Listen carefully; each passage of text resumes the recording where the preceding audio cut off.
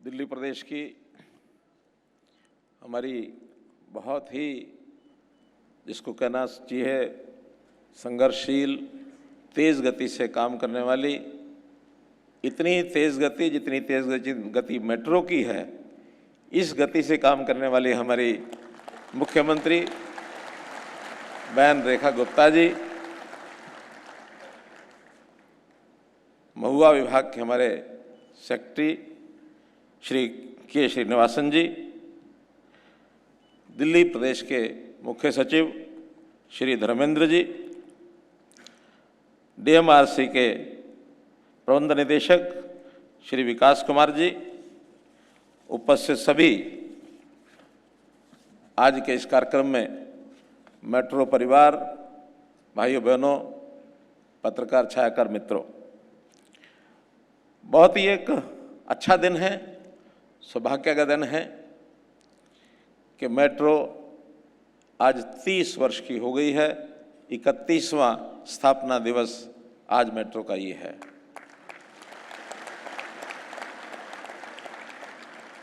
Metro तो सारे देश भर में है, लेकिन आज हम अपना ये कार्यक्रम कर रहे हैं दिल्ली मेट्रो रेल कॉरपोरेशन का, डीएमआरसी।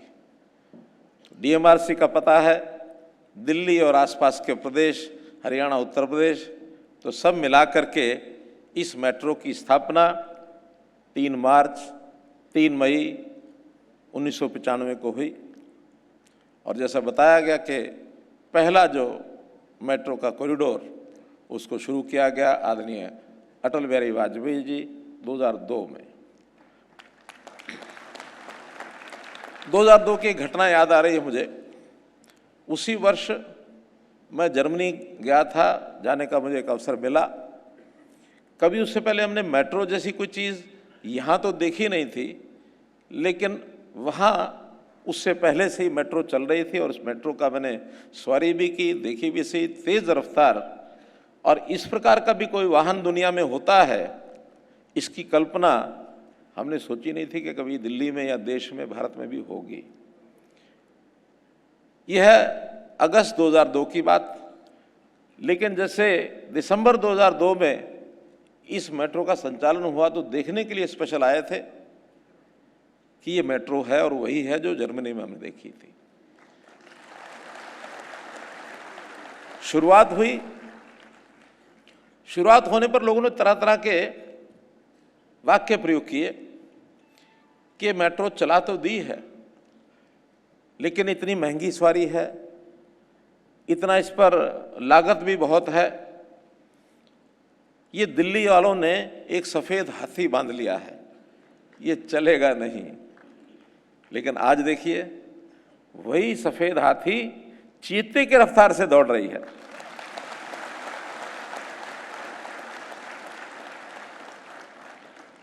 और जो नए नए आयाम खड़े करने की बात है, अगर मैं पूरे मेट्रो सिस्टम की बात करूं तो दुनिया में सब देश अब इस सिस्टम पर आने लग गए हैं।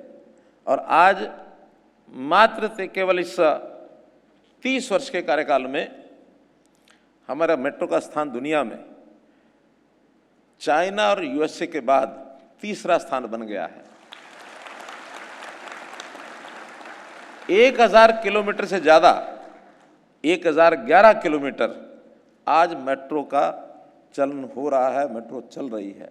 और न केवल 1011 चल रही है, बल्कि अभी वर्तमान में जो अंडर कंस्ट्रक्शन है, पाइपलाइन में जो है, वो भी 900 किलोमीटर से आगे, उससे भी ज़्यादा अभी भी पाइपलाइन में है।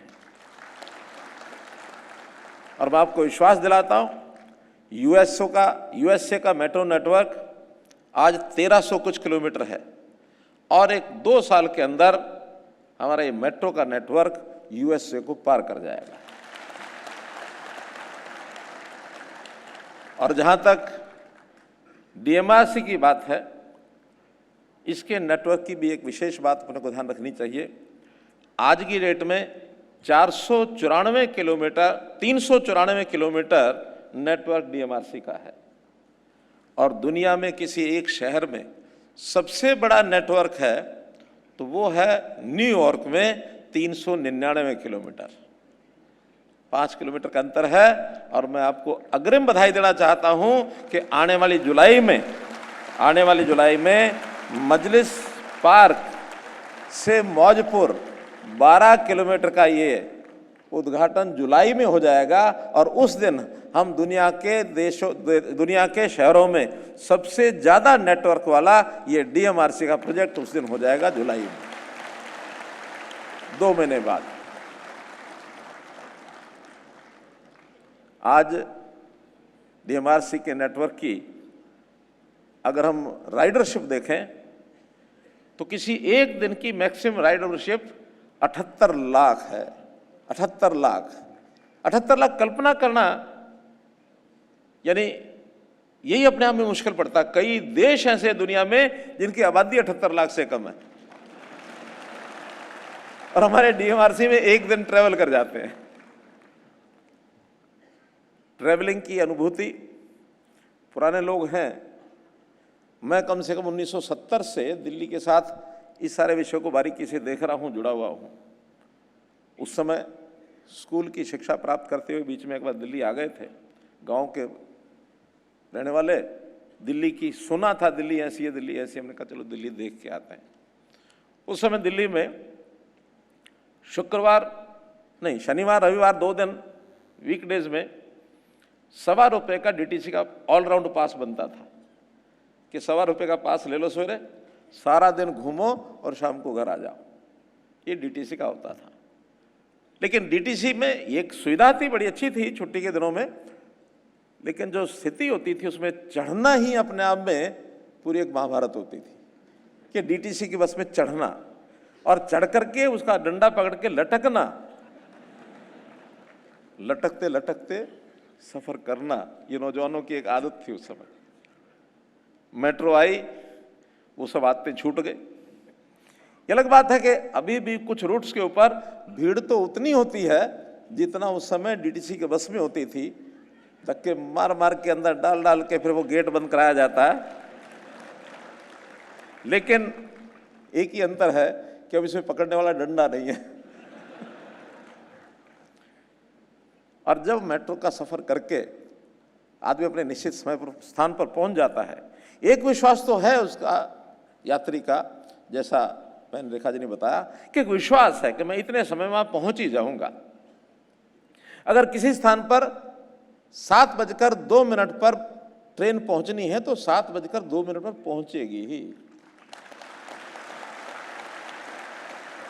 पूरा नेटवर्क, 289 स्टेशंस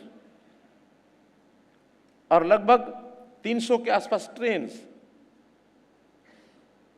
कितना सुलभ, सुरक्षित, अनुशासित और समय पर होने वाला ये सफर, ये अपने आप में आनंदित करने वाला है कि हमारे जीवन को कितना सरल किया है। शहरों की आबादी निरंतर बढ़ रही है। जिस सन की मैं बात कर रहा हूं उस समय हम सुनते थे कि 20% आबादी शहरों में है, 80% गांव में रहती है। आज वही परसेंटेज बढ़ करके 35% ये शहरों में हो गई है, 65% गांव में है।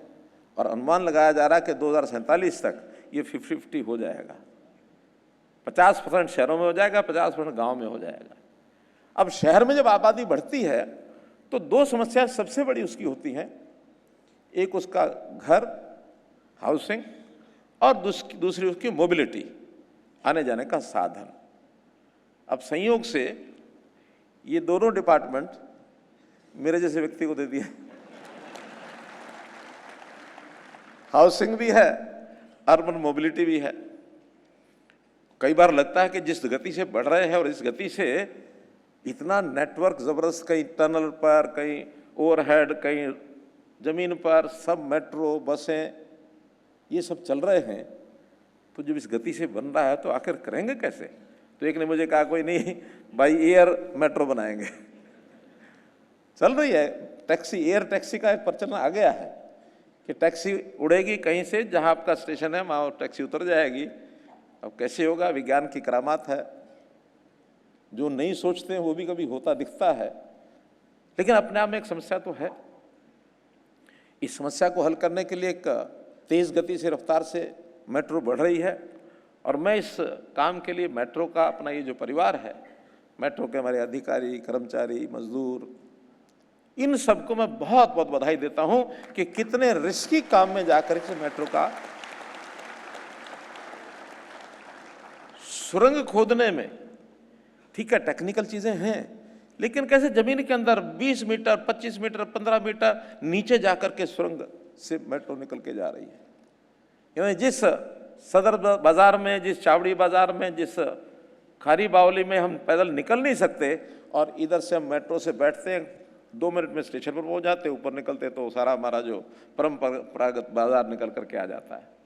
वरना पहले घर से आदमी 20 किलोमीटर दूर से चलता था, उसको पता नहीं होता था कि मैं अपने एक वर्किंग प्लेस पर कितने घंटे में पहुंचूंगा।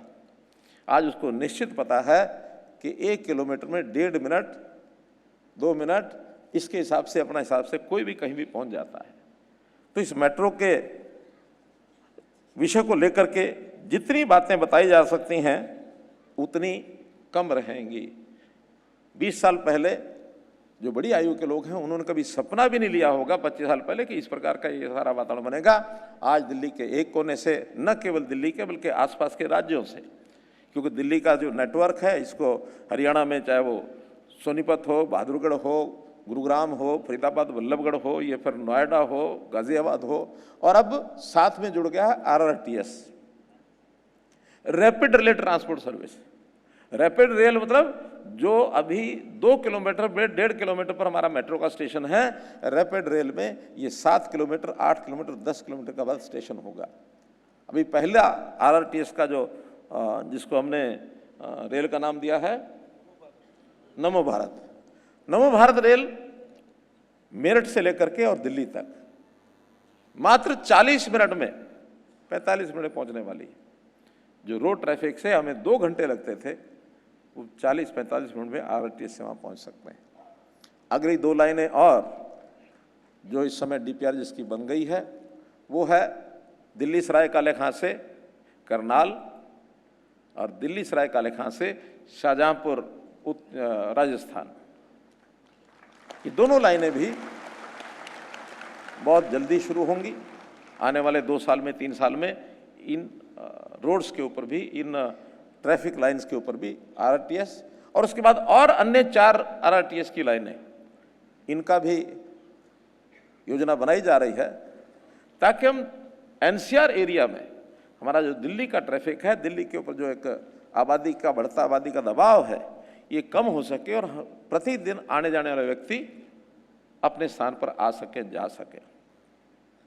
इसकी आगे भी बढ़कर के जो सोच चल रही है, वो सोच ये चल रही है कि RRTS यानी मेट्रो के माध्यम से जो लोग अपने स्थान पर जाएं तो उनको रेलवे लाइन के साथ यानी मेट्रो स्टेशन के साथ उनको मकान की सुविधा मिले। उसके लिए एक पॉलिसी बनाई गई है TOD, ट्रांजिट ओरिएंटेड डेवलपमेंट, ताकि जो मेट्रो लाइन है वहीं हम मकान की सुविधा प्राप्त कर सकें, मल्टी स्टोरी उसमें ज़्यादा FAR दे करके। और ये हमारा डिपार्टमेंट जो अर्बन डेवलपमेंट का डिपार्टमेंट है, चाहे वो राज्यों में है चाहे केंद्र में है, मिलकर के इसको कर रहा है। और एक नई योजना भी हम सोच रहे हैं, उसमें मेट्रो को भी थोड़ा माइनस करके हम सोच रहे हैं कि जहां काम का स्थान है, हमारा कार्यालय है, हमारा बाजार मार्केट जहां हम जाते हैं काम करने का स्थान, उसके निकट घर मिले, ऐसी भी विकास की चीजें चल रही हैं जिसको हम कहेंगे वॉक टू वर्क। पैदल चलो और काम पे पहुंच जाओ। रास्ते बने पैदल चलने के, साइकिल चलाने के। आखिर रोजाना 20 किलोमीटर 25 किलोमीटर आना जाना, इसमें एनर्जी तो लगती है। भले मेट्रो की सुविधा हमको मिल रही है, लेकिन एनर्जी लगती है, पैसा भी खर्च होता है। और उस पैसे का अभी तो भरपाई प्रदेश सरकारें कर रही हैं, केंद्र सरकार कर रही है। DMRC में जैसे बहन रेखा गुप्ता जी ने बताया कि इसमें केंद्र सरकार का और दिल्ली सरकार का 50-50 का पार्टनरशिप है। वो पैसा भले पिछलों ने नहीं दिया होगा तो रेखा गुप्ता जी देंगी, ऐसा मेरा पूरा विश्वास है।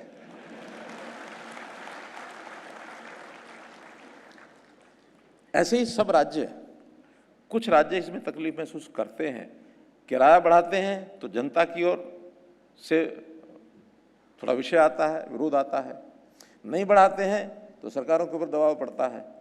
तो उसके अंदर भी आगे चल करके इस ट्रैफिक को कम करने का हाउसिंग जो डिपार्टमेंट है उसकी ओर हम प्रयत्न कर रहे हैं कि उसको हम कैसे कर सकें, कैसे नीचे ला सकें। तो मित्रों, ये एक अनोखा प्रयोग जो सपनों जैसा लगता था, एक विश्वासपूर्वक इस प्रकार का जो विकास हुआ है, एक विषय और इसके अंदर मैंने निकाला है। दिल्ली में बहुत से ऐसे बाजार हैं जहाँ व्यापारी लोग आते हैं,